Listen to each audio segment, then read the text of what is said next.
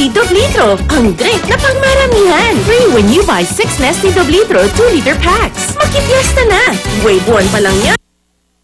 Sa unang hirit, serbisyong totoo ang unang hirit. Ang saya-saya. Sa unang hirit, unang hirit. Nagbabalik po ang unang hirit. Narito na mga balitang dapat yung malaman sa ating top hirit.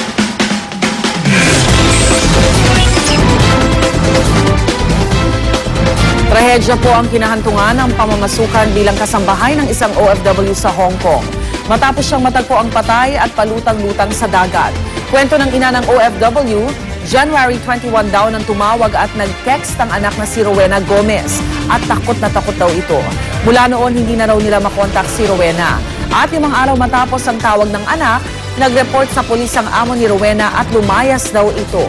Makalipas ang 10 araw, natagpuan ang bangkay ni Rowena na lumulutang sa dagat malapit sa Hong Kong. Di pa rin po matukoy ng Hong Kong Police ang sanhi ng pagkamatay ni Rowena dahil hindi pa raw tapos ang autopsy sa bangkay. Pero hinala ng kanyang ina, hindi nalunod at lalong di rin daw nagpakamatay ang kanyang anak.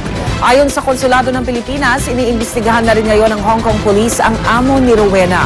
Kwento ng amo, January 25 lumayas ang Pilipina at hindi sinabi kung ano ang dahilan. Samantala, inaasikaso na ng recruitment agency ni Rowena ang repatriation sa bangkay nito na posibleng maiuwi bago matapos ang Pebrero.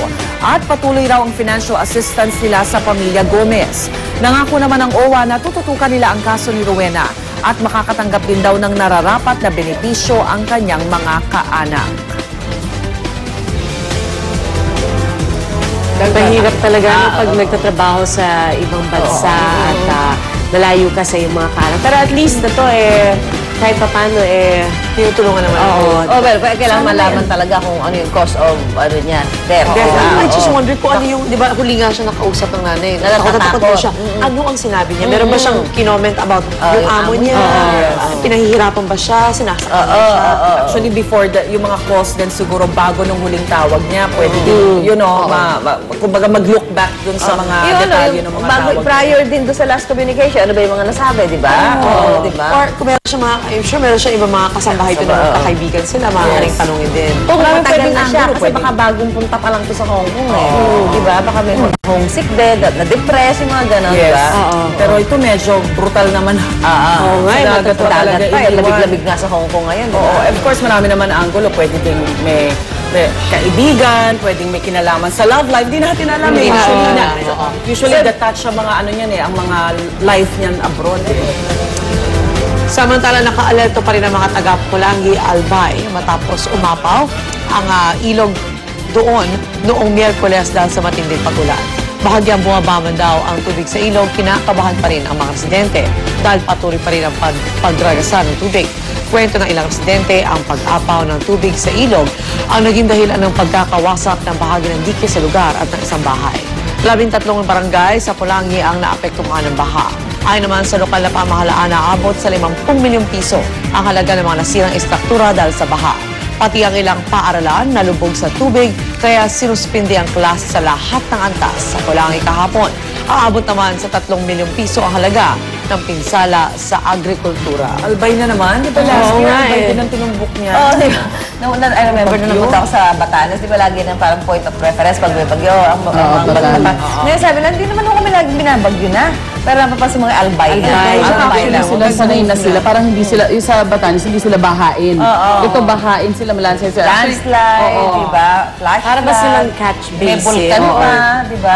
Yung vulkan, medyo yun, ano na sila, handa na sila doon. Medyo sanay na sila sa drills doon. Pero yung ganito, ang ano dyan, pag umulan, yung galing sa, yung deposit, yung kalahar deposit, yun naman ang Sakay Maputi. Samantala, ito naman po, para sa ating ulat panahon, patuloy na magdadala ng pag-uulan sa malaking bahagi ng bansa ang low pressure area sa May Mindanao. Kaya para po sa pinakahuling weather report mula sa Pag-asa, ito po at makakapanayam natin ng kanilang weather forecaster na si Buddy Javier. Buddy, magandang umaga. Yes, magandang umaga naman, Pia. Good morning. Buddy, ano bang maasang lagay ng panahon natin dito sa Metro Manila, lalo na ngayong weekend? Asa ngayon po, magiging makakaranas pa rin ng buong bansa ng maulap na kalangitan po na may kalat-kalat na pagulan at pagkidlat, pagkulog. na magiging malawakan ng pag-ulan dito po sa Palawan, Kabisayaan, Gitna at Kanlurang Mindanao po. Alright. At so, meron bang tayo mga particular na lugar kung saan yung mga residente dapat mag-ingat?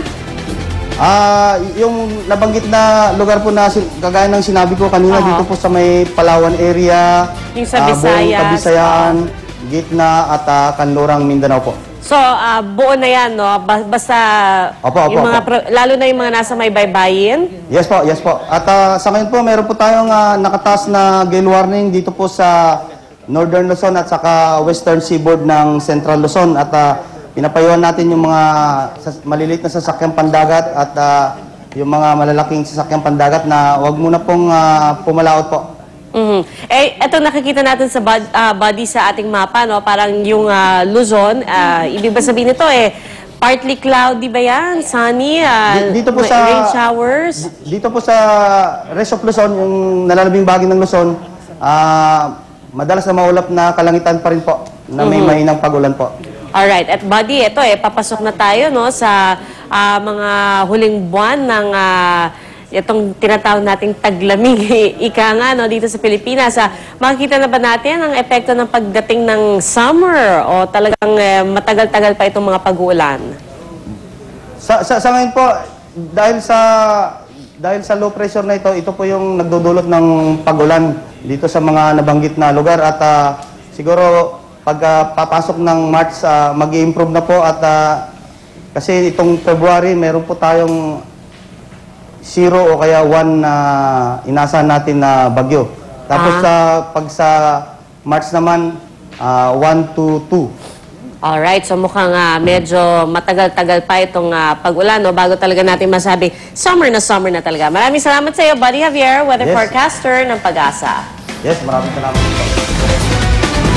Narito naman ang mga balita sa impeachment trial ni Chief Justice Renato Corona.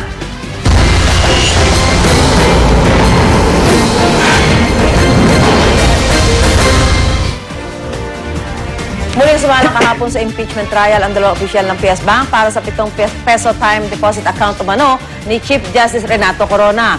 Batay sa bank statement ng punong mahistrado, lumalabas na 3 sa mga ito ay isinara noong December 12, 2011, mismong araw kung kailan siya na-impeach sa House of Representatives. Ang unang peso time deposit account na isinara noong December 12, 2011, may opening balance na 8.5 million pesos. Pagdating ng December 31, 2010, pumalo na sa 12.5 million pesos ang laman ng naturang bank account. Ang ikalawang account, binuksan noong September 1, 2010 sa halagang 7 million pesos. Ang ending balance nito as of December 31, 2010, 7.1 million. Pero ang talagang ikinagulat ng mga nasa pagdinig ay ang ikatlong peso time deposit account na isinara noong December 12, 2011. Binuksan ito noong June 29, 2011 sa halagang 17 million pesos. Ang apat pang naging time deposit ng punong mahistrado sa PS Bank, binuksan sa halagang 2.1 million, 3.7 million, 2 million, at 7.3 million pesos. Nakasara na ang lahat ng account na ito. Sa kanyang muling pagsalang sa witness stand, sinabi ni PS Bank Katipunan Branch Manager Annabel Chongson na ang 3 peso time deposit accounts na isinara noong December 12, 2011 withdraw sa pamamagitan ng manager's check na kinlaim daw ng asawa ni Corona na si Cristina. Pinagtataka naman ni Senator Jinggoy Estrada kung bakit sabay-sabay na close ang bank account noong Disyembre, panahon kung kailan na-impeach ang Chief Justice. Pero paglilinaw ng prosekusyon, wala raw kinalaman sa 2010 SAL-N ni Chief Justice Corona ang pagsasara ng 3 accounts, ngunit nais daw nila ipakita may tangka ng itago ang ilang amount na abot daw sa 36.2 million pesos. Agad namang kinwestiyon ito ng depensa. They're referring to an account existing as of December 2011. And allegedly, there was an irregularity in this because it was not reflected in the statement of account of the Honorable Chief Justice. How can it be reflected? It must be in the year thereafter, before April of 2011. 2012, Your Honor. Apparently, the witness is being bulldozed to make an admission to the effect that there are accounts, there are deposits made, although it is not mentioned, Your Honor. It is not specifically delineated nor particularized, Your Honor. we want to say of record with your apologies to this court, Your Honor, that this necessarily partakes of a fishing expedition, Your Honor. Ayon kay Presiding Officer Juan Ponce Enrile, tatalakayin daw ang issue sa caucus sa Lunes. Sa press briefing, ipaniluwanag ng depensa na ang perang laman ng mga isinalang bank account ni Corona noong araw na ma-impeach siya ay mula sa Basagitote Enterprises Incorporated, ang kumpanya ng pamilya ng asawang si Cristina. Bukod sa ilang closing bank documents, ipinasapina rin ng korte ang bank records ng asawa niya si Cristina sa PS Bank Katipunan. Samantala,